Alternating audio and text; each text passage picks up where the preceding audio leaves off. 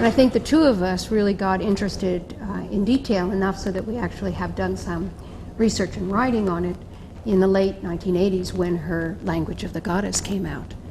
And people started calling us up, newspapers, asking us our opinions, and we suddenly realized that we actually should articulate an opinion, right? And then we realized just how interesting it was as part of our wider philosophies about how to teach archaeology, how do inferences work, and at what points, which is almost all the way along the way, do people have to dip into theoretical assumptions about things. And in particular, just even calling something a female figurine or a statuette, much less a goddess, is in of itself an interpretation.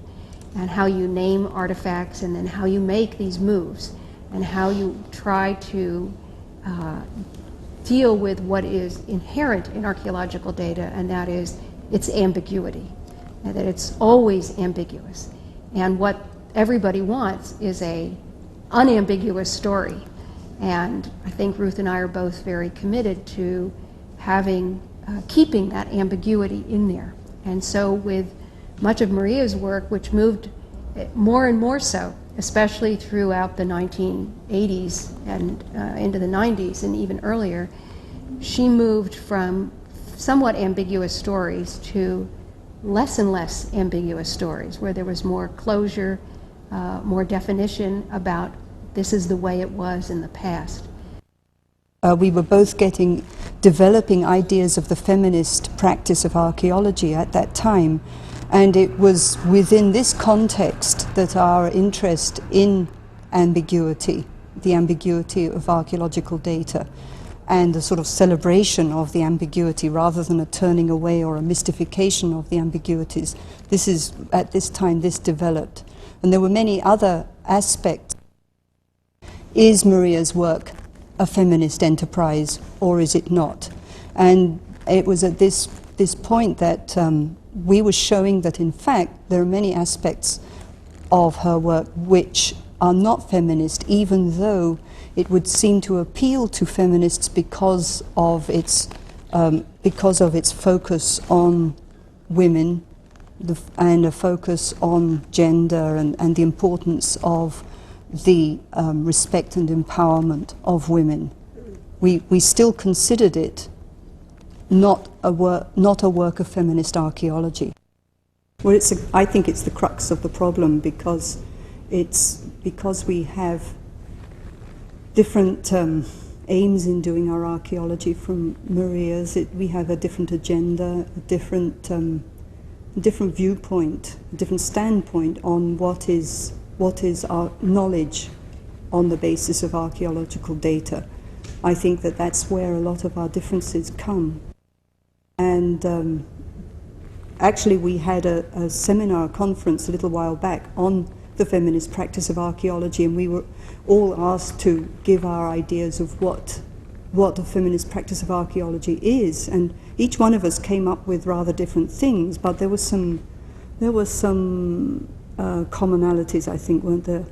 Yeah, I think as we know with even what feminism is, there's a whole lot of things, and it's also changing a lot as we go on, as we learn more. And the feminist work in the academy of the 1990s is very different from what was going on in the 1970s and things like that.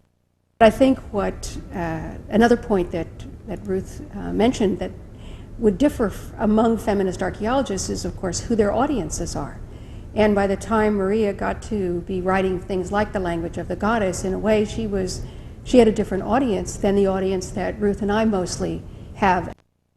And one of her most supportive audiences was outside the academy. And these people influenced her and sort of helped her and guided her in some ways in terms of what her response was to be. And you can chart, I think, this dynamic. You know, I haven't sat down and done it, but I think you probably could see how her ideas changed in relationship in response to an audience. I think all feminists are concerned with the production of knowledge, who produces it, who gets to be able to decide what is knowledge worth knowing, what the questions are that are worth asking. And I think all feminists agree that questions about issues of gender and identity and maleness and femaleness are high on the list. Yet at the same time, what much feminist archaeology has moved towards is an increasingly stronger critique of an authoritarian view that individuals, we are authorities on something. We're very uncomfortable with feeling like we're authorities. We feel we have certain things that we can bring to the table for discussion, but we also feel that anybody who tells us that they know that this is what happened in the past has got to be questioned, because we're not going to know this is what happened in the past. If I can just butt in there, that's what's interesting with Marija, that in a way she did challenge authority. She did challenge the established authoritative picture or story of what happened in prehistory by writing about old Europe, a time when women were powerful or were respected, which was very different from the story that had been written before. On the other hand, she wrote that story in an authoritative fashion, we feel. That she wrote it, this is the story, this is the alternative, this is it, this is, and I am an archaeological authority, and so that you have to believe me because I know more about this data, I have thought about it more, I'm more experienced than anyone else. But I think it's true, we do have to look at people's contexts and what gets rewarded in the world, the institutional reward systems that reward people who have definitive theories, and they get the publicity. Journalists call up and they ask us a question about what might have happened in the past, and we say, well, you know, it's very complicated. Well, they don't want to hear that, they want to hear an answer. So there's a lot of pressure on everybody, and certainly Marija. And of course, again, she certainly is of a somewhat different generation than both Ruth and I. And as we oftentimes say, one generation's solution is the next generation's problem.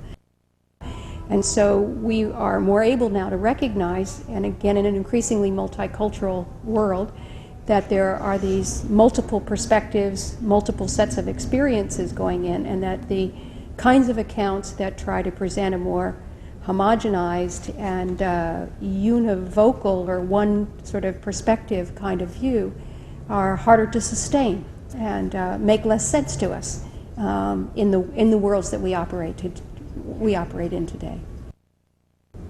But for me, it's a much more the whole process of archaeology is much more complicated than that, and that's the fun of it. You know, you'll work out all about, well, how many figurines are there that look like this on this particular site? What do the others look like? They're all talking about the diversity in terms of their shapes and their occurrence. Then you can say, well, where are they found? What are they found with? And gradually build a picture. But for me, it's a much more the whole process of archaeology is much more complicated than that, and that's the fun of it. You know, you'll work out all about, well, how many figurines are there that look like this on this particular site? What do the others look like? They're all talking about the diversity in terms of their shapes and their occurrence. Then you can say, well, where are they found? What are they found with? And gradually build a picture. Well, they're all found in garbage pits. Only one in my site is found on a house floor. What does that mean? What does that tell me? And I can say, well, maybe that's just this area where I've excavated. How about the next door house? Well, I haven't excavated that yet, but let's think about just this house. How did this figurine happen to be lying on the floor of a particular house? And it can lead you into either some general patterns about all the figurines are found broken in the garbage dump. How do I go from there to interpret that? There are lots and lots of ways in which that could be interpreted. One of which may be the goddess is dead, let's bury the goddess. It may be something else. The head of the household is dead, let's break it and make sure that that person is really dead. Or it may be this is something turned It was something that was in some kind of particular ritual context, had to be broken. So we have to think about that rather than jumping to certain conclusions about ritual, priest, temples, goddess. But when you try and narrow it down to one meaning, all of these other ones all too often get sort of set aside, and we come away with, in some ways, not a richer picture of the past, but a somewhat impoverished picture of the past. And moving back and forth between these is probably what we really need to do. This is the real meaning of archaeological. Archaeological, you have to ask, to whom is it logical? To whom is it making sense? But this need to be able to say something certain. Did they believe in the goddess? Were there goddess worshippers? Were women respected? Is to not to be able to say anything certain in that realm is disappointing. And if we say, that's often where it kind of rebounds for us. There's a reaction against what we say because we can't say anything for certain. To just believe what you're told is not going to help you do that. And archaeological data, if you take it creatively, can actually lead you into many interesting ideas. It can be more liberating. Yes. If you look at it as a way to liberate the way in which you think about the past as well as the present, and especially about the relationship between the present and the past. Most people often think that there's the past and there's the present, but what we're really all talking about is the relationship between the past and the present. And if we think about alternatives as being ways, and what we emphasize in our classes with our students is they can't just say any old thing when they're talking about archaeology. They have to ground it somehow. There are what philosophers of science call evidential constraints. Clay. Right. Solid. Fired. Right. No head. Right. No on head. the floor. Found not in the a garbage bin. Right. So that that can be liberated with alternatives, and then you can decide what you want to use, what can be done with, and so forth. When somebody makes an assertive sort of statement, instead of saying, oh yeah, that's the way it was, say, no, wait a minute, how did they know that? How did they come to that? And how people even select images and photographs and things like that, which are never neutral. And that if there's any field that needs imagination, it's archaeology. You really need to be able to imagine other ways of existing and being, and how material culture can mean in different ways. And that you've got to have a good imagination to be an archaeologist. It's not just a matter of being willing to sit in a muddy trench or something like that. It really is something. And of course, one of the things that happens while you're excavating is that, unless you go crazy, otherwise is your imagination has to just sort of free float while you're there, scrape, and finding things. But yet it's not free floating. No. Yeah. It is free floating in a way, but it's always free floating, as you say, it's grounded. So it's imagination that's grounded, literally. But for Marija, I think it's the backlash is more than just that. I think it is that people have seen what she's done in sort of black and white, that they've forgotten the huge amount of fantastic research that has gone into all of her work throughout her career. In fact, she's presented data that she's collected together data and presented it that nobody else has done. And it's a tremendous corpus. All of her books, I would say, all of her books are a tremendous corpus of valuable information and should not be forgotten. She's the part of the history of archaeology, and for that should be valued. She should be valued, and she should be remembered. And I think that the theories are a valuable tool for us to build on.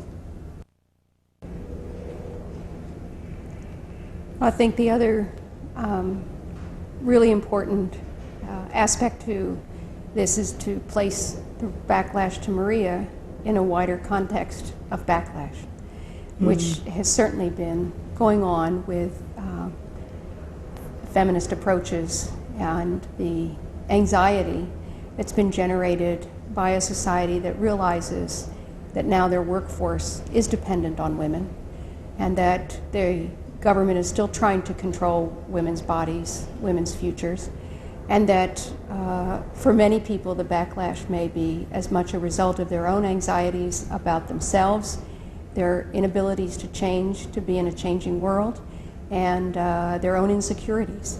And we see that more widely with the feminist backlash. And I think the attempt to pull out a meaningful history for women, whether it's truthful or not, or how it is truthful, is a wider social issue and a social problem today. And so I think we can't just see it in the terms of the history of archaeology, but it has to be placed in a wider context of a deeply problematic feminist backlash.